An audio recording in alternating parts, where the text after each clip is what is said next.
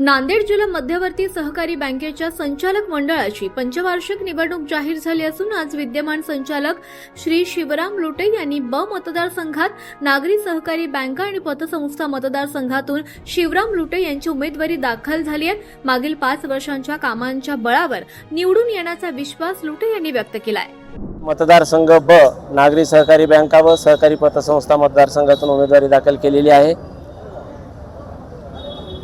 काय आव्हान कसं वाटते, काय या निवडणुकीला काय आपली रणनीती आहे?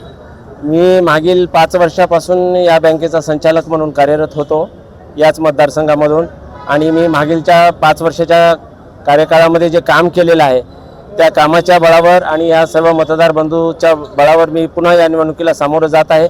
मागील 5 वर्षाच्या कार्यकाळामध्ये या जिल्ह्यातील सर्व पगारदार पतसंस्थांचा सर्वात मोठा व्याजदराचा जो प्रश्न होता तो मी मागच्या 5 वर्षाच्या कार्यकाळामध्ये निकाली काढलेला आहे। 1% व्याजदर कमी करून सर्व पगारदार पतसंस्थांना आर्थिक स्थैर्य देण्याचा प्रयत्न केलेला आहे व सर्व पतसंस्थाचे तालुक्यातल्या जे किरकोळ प्रश्न होते, जे जिल्हा लेवलला येऊन इथं काम करावं लागत होतं, ते त्या तालुक्यामध्ये त्यांचं काम कसं होईल, त्या शाखेमध्ये होईल याच्यासाठी मी सातत्यानं प्रयत्न केले।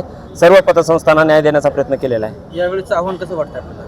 काही आव्हान नाही आहे। कोणी उमेदवार माझ्यासोबत मी केलेल्या कामावर माझ्या मतदाराच्या और माझा 5 वर्षामध्ये सातत्यानं जो संपर्क आहे मतदाराचा आणि माझा, त्या बळावर मला माझ्या तुलनेमध्ये कोणीही तुल्यबळ उमेदवार नाही आहे आज घडीला।